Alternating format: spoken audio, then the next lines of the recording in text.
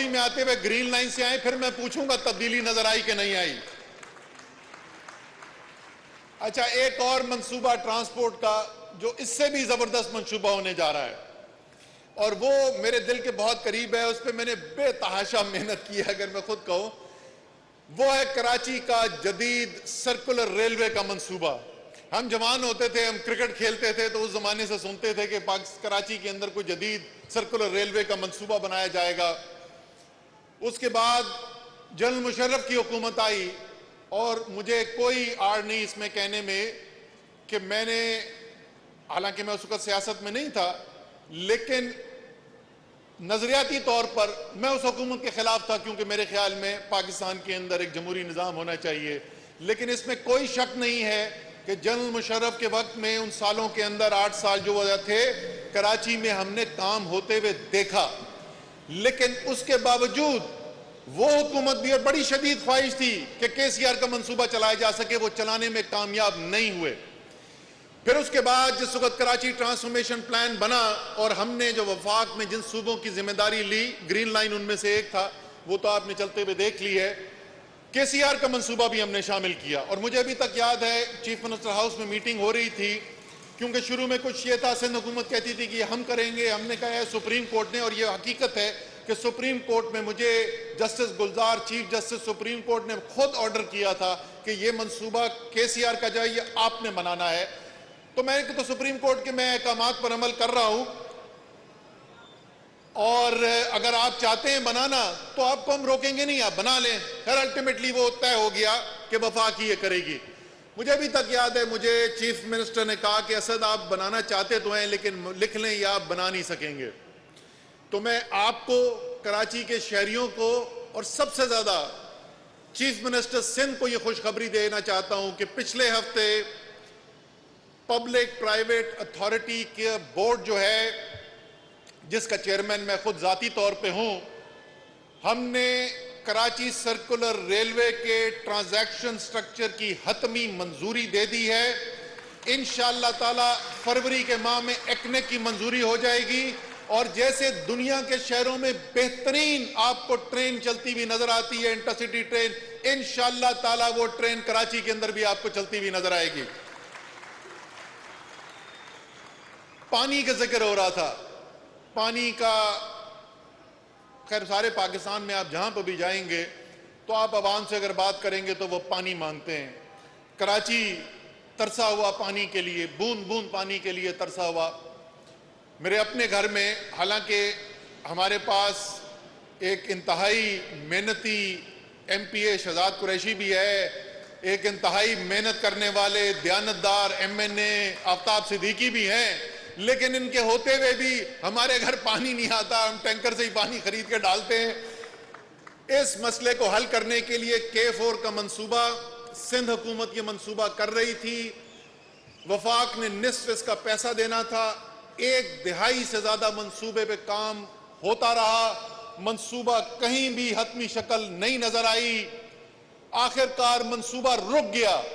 جب Karachi transformation plan بنا تو ہم نے یہ ذمہ داری قبول کی، اور اس دفعہ ہم نے کہا کہ ہمیں نصف پیسہ نہیں، 100% ذمہ داری وفاق لے گا کراچی کو پانی پہنچانے کی۔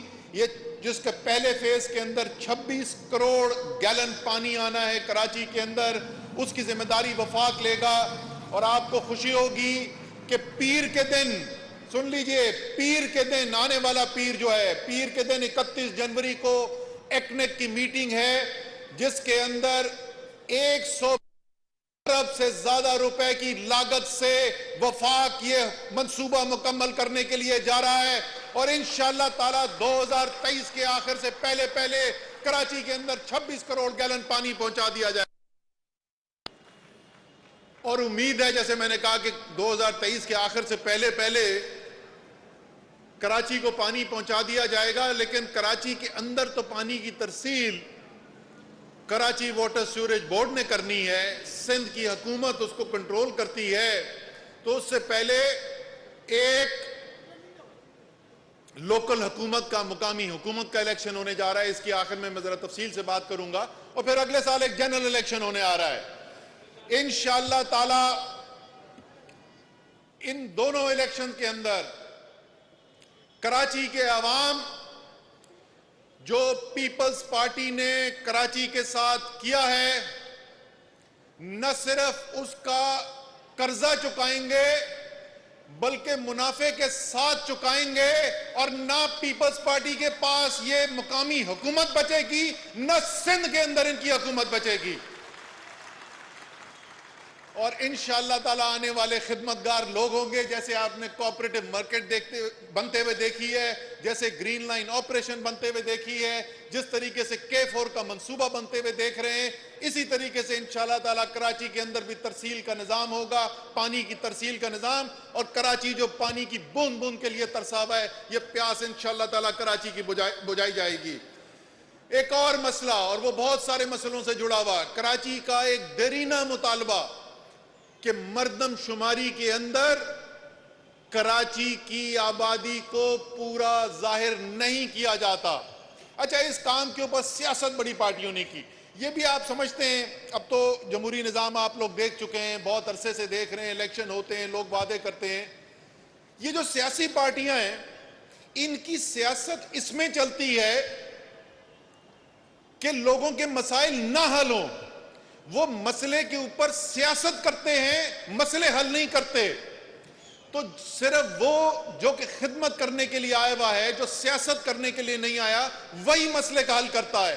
تو جناب، کوئی آپ کراچی کی پارٹی کا نام لے لیں، ایسی نہیں ہے جس نے اقتدار کے اندر شرکت نہ کی ہو۔ الحمدللہ آج تک مردم شماری کا مسئلہ حل ہوا نہیں۔ آپ کو کراچی میں بینر بہت نظر آئیں گے مردم شماری کے مطالبے پہ، کہیں جماعت اسلامی کے، کہیں پیپلز پارٹی کے، کہیں ہمارے اتحادی MQM کے، آپ کو ہر جگہ مطالبہ ہوتے ہوئے نظر آئے گا۔ حل کسی نے آج تک نہیں دیا۔ اچھا، سینسس مردم شماری تو چھوڑیے، آئین کے اندر لکھا ہوا ہے کہ ہر 10 سال کے اندر اندر مردم شماری کی جائے گی۔ ایک دفعہ 17 سال کے بعد مردم شماری ہوئی، ایک دفعہ 19 سال کے بعد مردم شماری ہوئی۔ یہ ساری پارٹیاں یا اقتدار کے اندر شریک یا تماشا دیکھتی رہی، کوئی مردم شماری وقت پر نہیں کرا سکا۔